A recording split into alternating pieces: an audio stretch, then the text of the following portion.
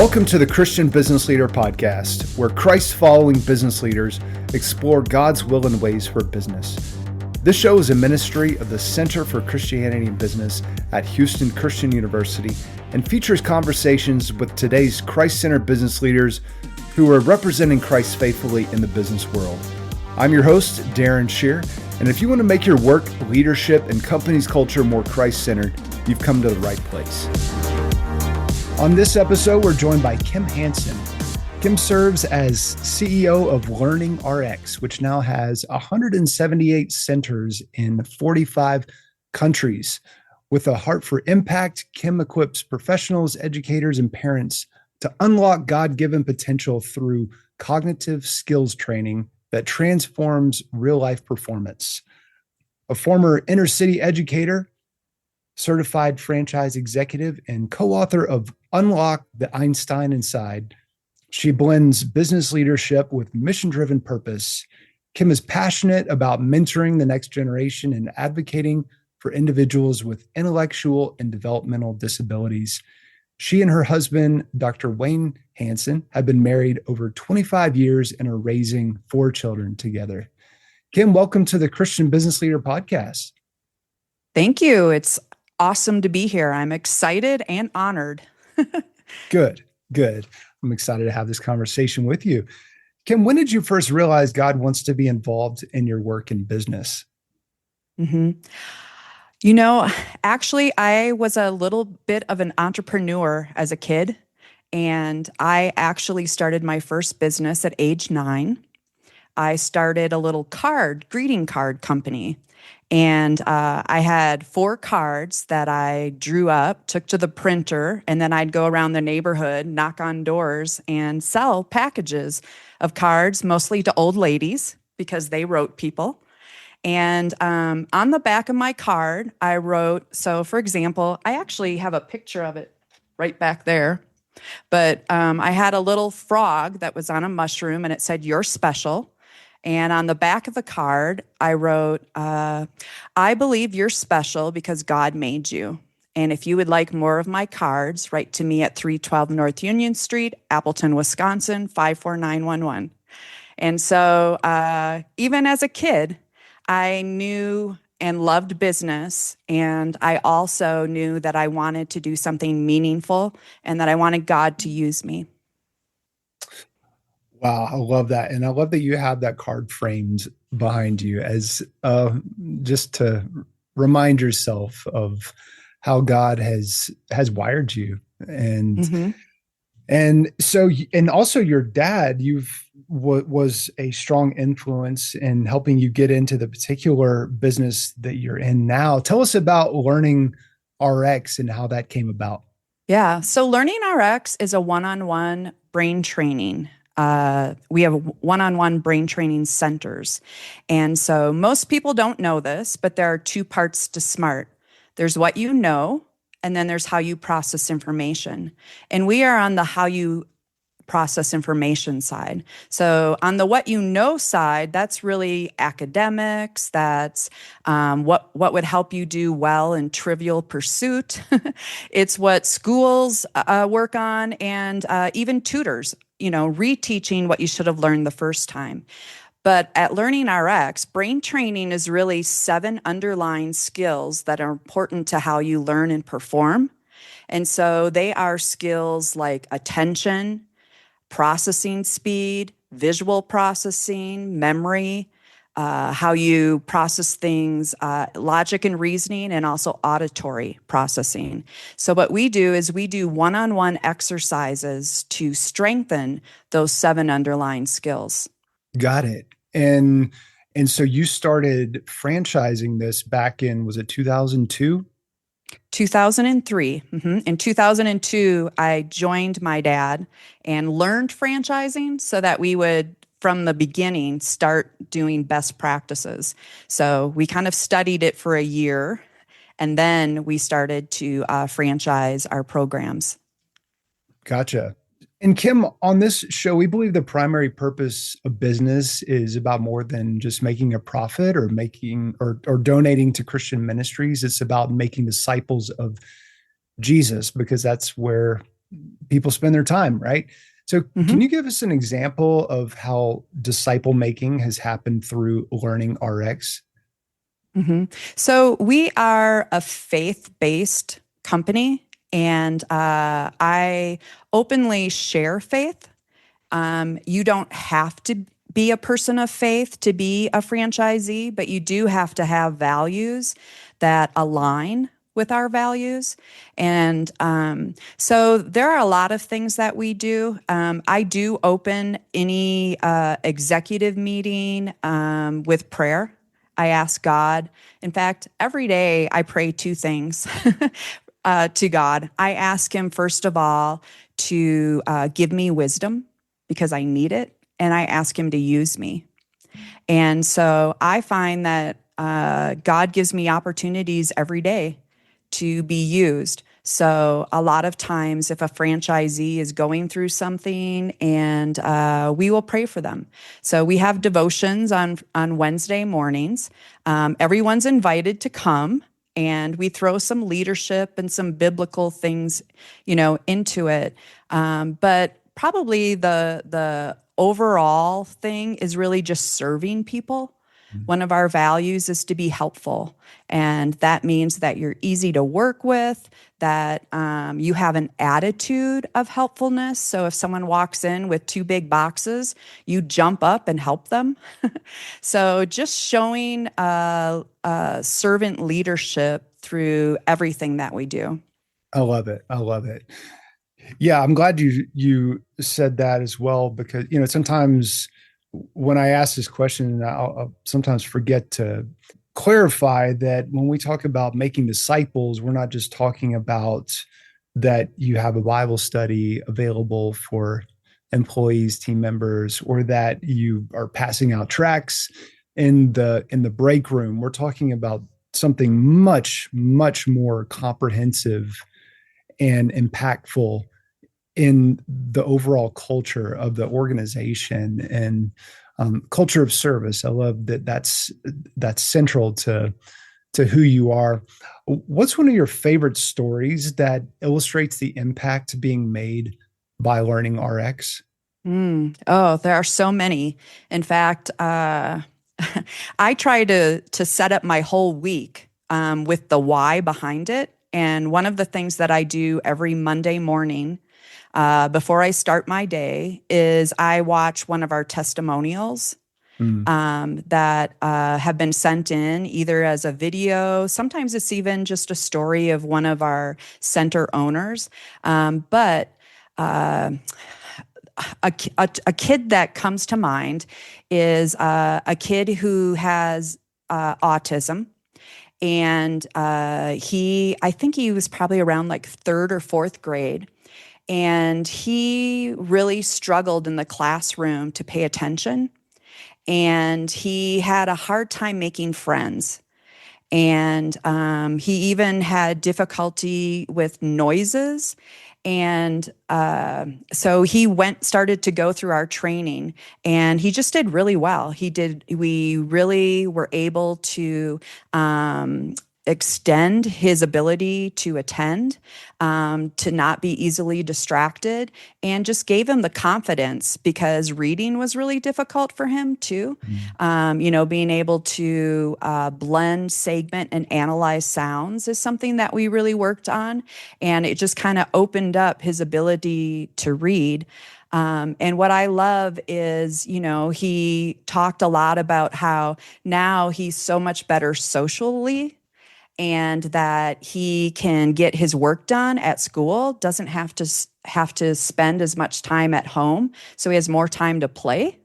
And he's just he told his mom, I think now, Mom, I'm unstoppable. wow. And his mom said, yeah, like you could probably go to the moon. And he said, why to the moon? Can't I go to Mars? And so I just love the fact that as we help people learn better, faster, and easier, they start to see the possibilities of who they could be and how they could help the world be a better place. So I love that by helping their potential, and their and that they can live out their purpose that God's put inside of them. I believe God has given everyone a purpose. We're all here to Yes. do something. And when it's always hard to figure out, okay, well, what is my purpose? But whatever God has put in their hearts and whatever they're good at and the talents He's given them, the ability to serve and to learn and to perform better, faster, and easier is kind of what we're about, so that they're not held back by weaknesses in their cognitive skills, but so that they can really be successful in what God Yes. wants them to do. Yeah. I love that story. Why can't we go to Mars? What a great question. Isn't that So what awesome? what percentage of your client, you refer to them as clients? Yeah. What percentage of them are on the autism spectrum, would you say? I would say it's maybe 10. 10%, Okay. 8 to 10%. So, yeah, our most likely student is someone who is either struggling to read, Hmm. but yet they're smart, like a Yeah. smart kid who struggles to read. In fact, that's how our whole programs were born, because that was my dad. My dad Mm. was a genius when it came to math. He was just a math whiz. That's why they tested him as a kid. But reading was really difficult for him. And that is what started his curiosity. If I'm a genius, if I'm really smart and I can do so many things well, why would reading be hard for me? Mm. And so that's kind of what set my dad on a journey to look at intelligence and what does it take to learn uh, and to read. Yeah. I would say the other typical client that we have would be someone who has a hard time paying attention. Mm. Most people don't know this, but there are three types of attention. There's sustained, which is how long you can do something. There's selective, which is honing in, but ignoring outside distractions. And then there's divided, which is doing more than one thing at a time. And we train all three of those attention abilities. The Mm. other interesting thing about people that have ADHD or attention issues is that attention is not always their weakest skill. Usually, processing speed and working memory are even lower than attention. So if you're not addressing all three of those, it's just kind of a Band-Aid solution. Yeah. Yeah. And when you encourage, when you show them, start to show them what their potential is, and that they don't have to be defined by their disability or weakness, it's amazing how their performance changes. Right? I was thinking about, we have a young guy in our church who's on the spectrum, and so he won't come and sit down in the service. Kind of early 20s, he'll kind of walk around the perimeter of the church, and everybody's fine with that. Everybody knows what's going on. About 2 weeks ago, I was telling you, we were talking about how you were a children's minister. My wife also is, and I was teaching the lesson for the third to fifth grade class 2 weeks ago, and we needed like a treasure box with a lock on it, because Mm-hmm. the lesson was that you don't come up to the lock box and try to figure out how to open it just on your own, when there's probably a key somewhere, and the key is prayer, and the key is going to Mm-hmm. God. So that was kind of what we're trying to teach, because there was a special message inside. And so we had to teach that, but we didn't have a lockbox. So this young guy with autism, he, on this particular Sunday morning, I see him and his mom getting out of the car next to me, and he's got a treasure box with a lock on it. He has no idea what the lesson is for that particular Sunday. And so we're walking in, and I was like, did you know that we were going to be teaching this lesson?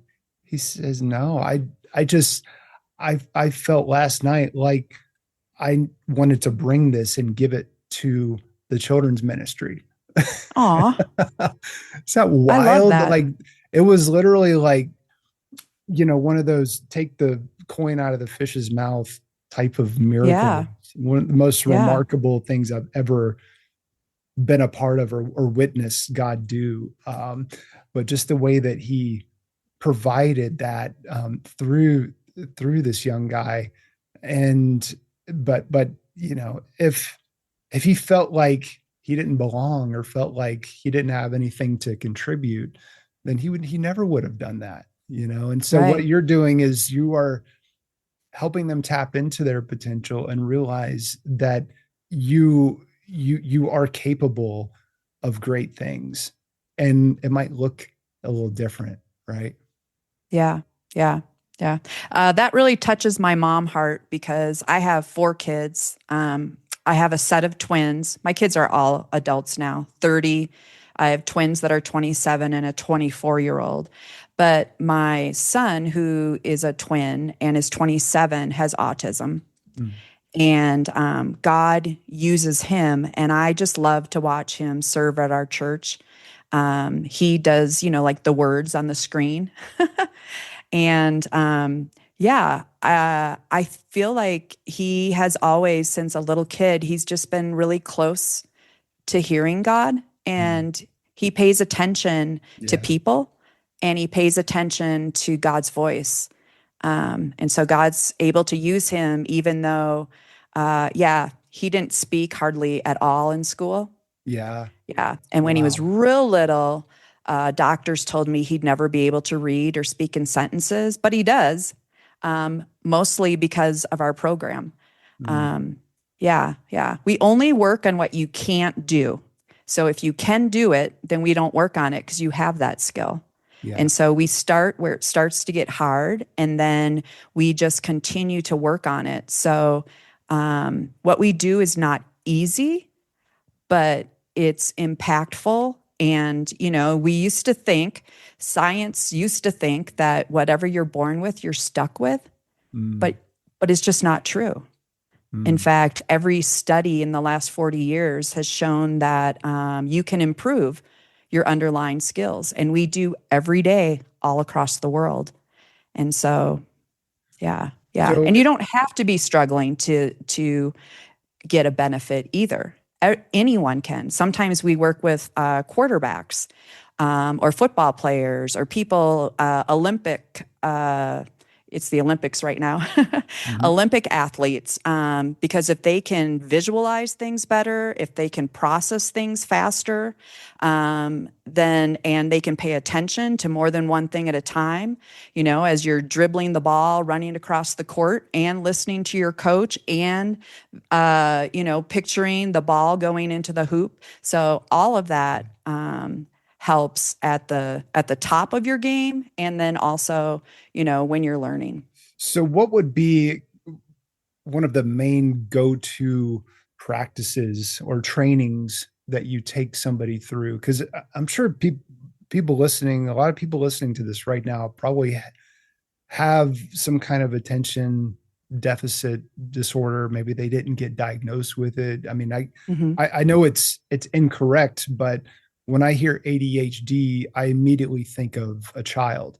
Um, and yet children grow up, and in many cases don't grow out of that. And so there's a lot of adults in the workplace that are struggling and don't have the tools and the training to be able um, to work through and even leverage what would otherwise be considered a disability. So what are Hmm. some of the main go-to trainings that you use? Yeah. So what we do, we start with actually a cognitive skills assessment. So we actually test all 7 underlying skills, and so you get to see like where your strengths and weaknesses are. But honestly, we have like over 100 exercises that work on those seven underlying skills. And in each one of those exercises, there might be anywhere from 12 to maybe 28 levels. And so the very first time that we sit down, one of our exercises is called attention arrows. And we sit down and we start to advance and advance and advance until it starts to get like a little difficult for you. And that's where we actually start. Mm. So now every time it's a little bit like a video game, but it's human delivered. Right. So, if you were to play a video game that was really hard, it would be no fun because it's too hard. And if it's too easy, it's no fun. So we Mhm. get right there at where it's challenging you. And then we take small steps and just increase the difficulty as we go. And so because we start at that difficult starting spot, every time we go up a level, we've improved skill.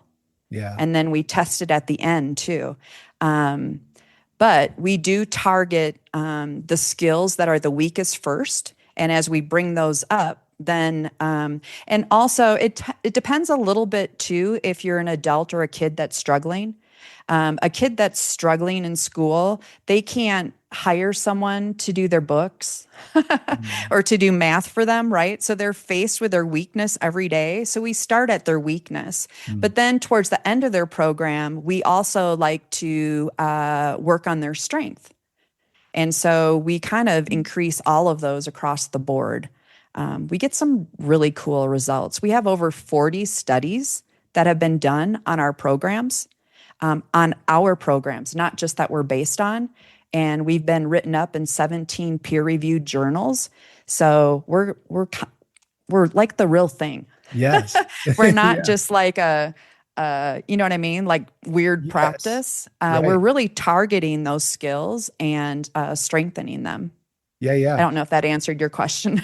Yeah. I mean, and the fact that you have 178 centers in 45 countries, there's a strong amount of credibility just wrapped up in that.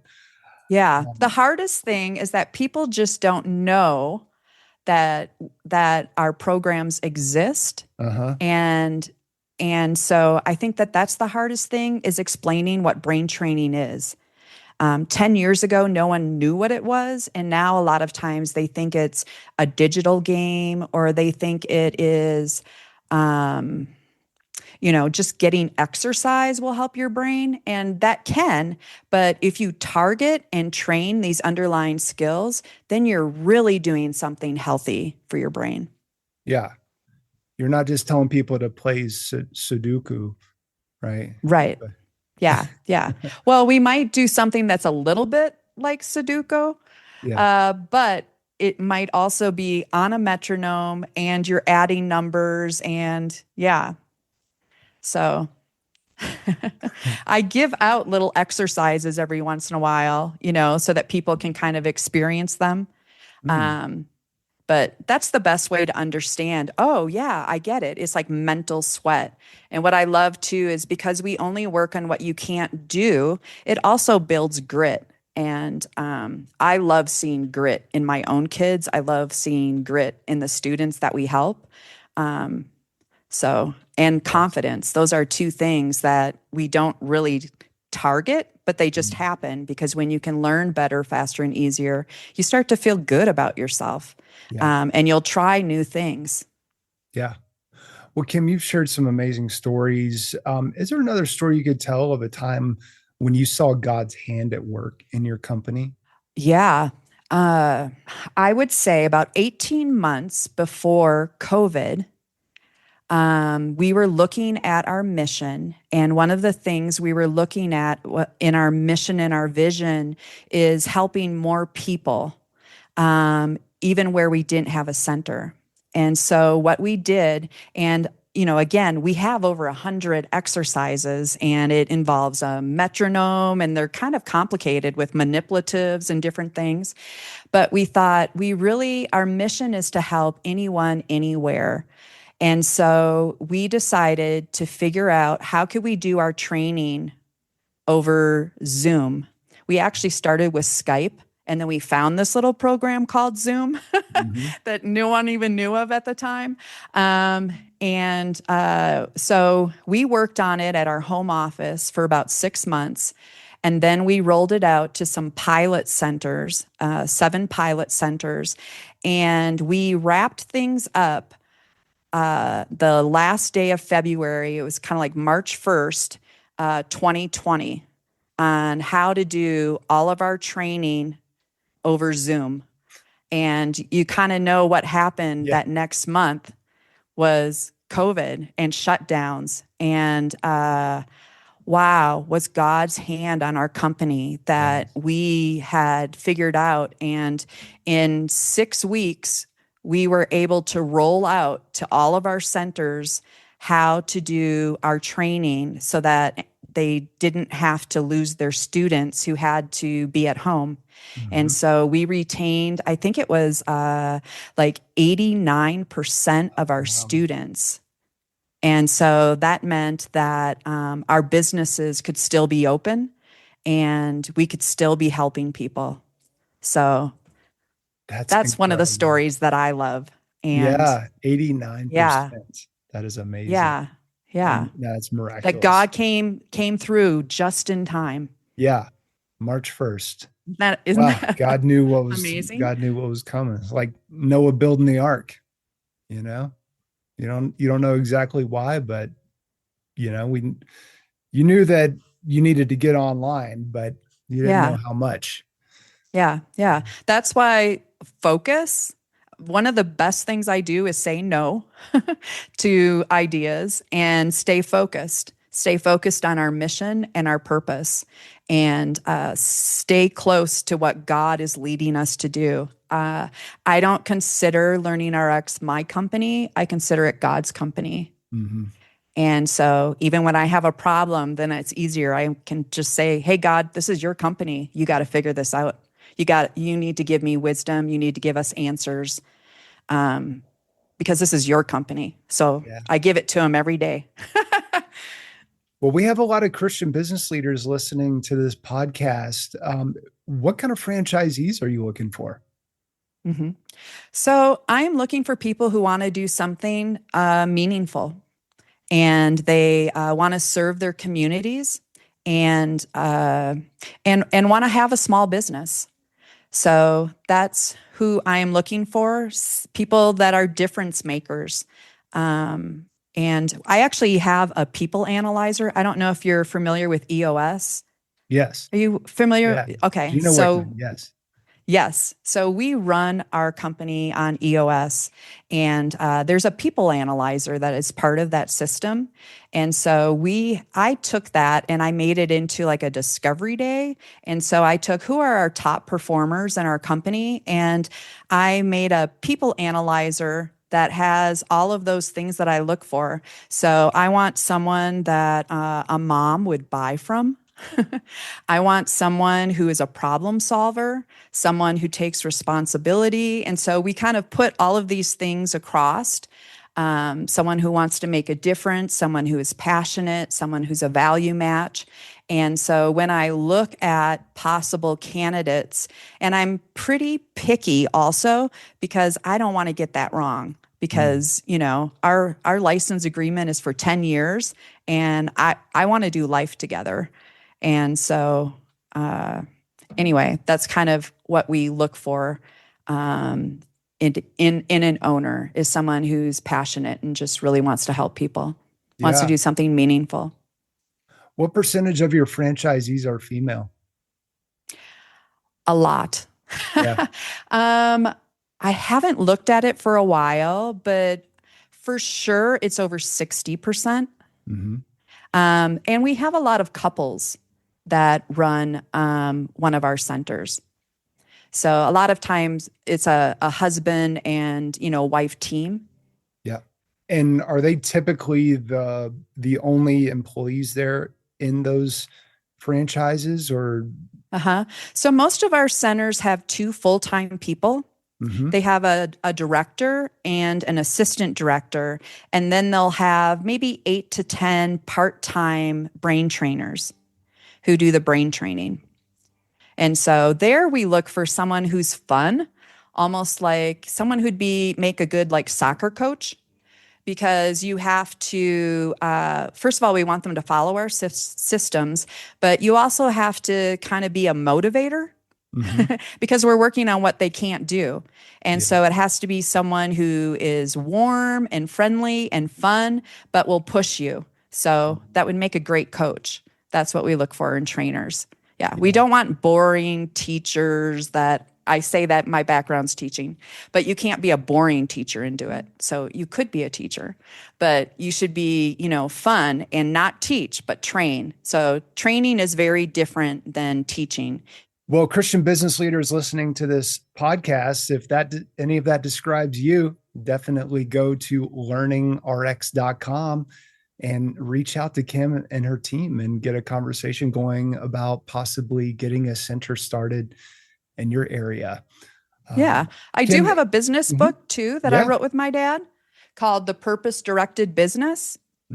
And it is written to our franchisees, but it also, anyone who has a small business, it has great principles in there and how to do things with purpose, but also how to be profitable and look at your cash flow and do marketing right. So there's a lot of great information in here. And I wrote that with my dad. Okay. And what was the title of the book again? It's called The Purpose Directed Business. So you can have a copy sent to you on Amazon, but you can also go to thepurposedirectedbusiness.com and you can download a digital copy for free. Okay. And you also co-authored Unlock the Einstein Inside with your dad, which is available. Yeah. And so this one it's really written to a parent who has a child who is struggling in school. So it's about finding the why and then doing something about it. And what year did you publish that? Because I'm sure you've learned just so much over the decades. But this one, you know what? That is a great question, and I don't even know the answer. I'm sure it's in here. Might be time to do an updated edition. Huh? I actually am working on updating it right now. Oh, awesome! It's one of my rocks, but so this is the third edition, and this is 2018. So we've updated 3 times. Yeah. We're working on the 4th because we always have more research that we're putting in. Well, Kim, anything else you want to say about how people can hear more from you and get connected? I think LearningRx.com. We do have actually a podcast that my psychologist does called Brainy Moms. Okay. And so you can check that out. It has a lot of followers. We work with a lot of homeschoolers too. There are a lot of people that are doing homeschool these days.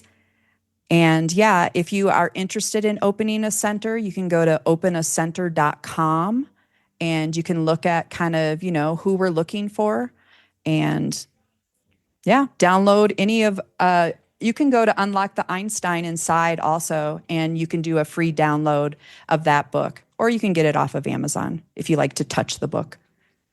Okay. Well, thank you for all of those helpful resources. LearningRx.com, openacenter.com, Brainy Moms podcast, The Purpose Directed Business.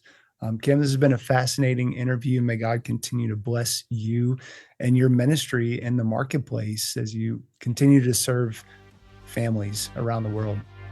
Thank you.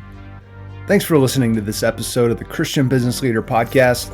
Be sure to subscribe, leave a review, and tune in for the next episode as we continue exploring God's will and ways for business.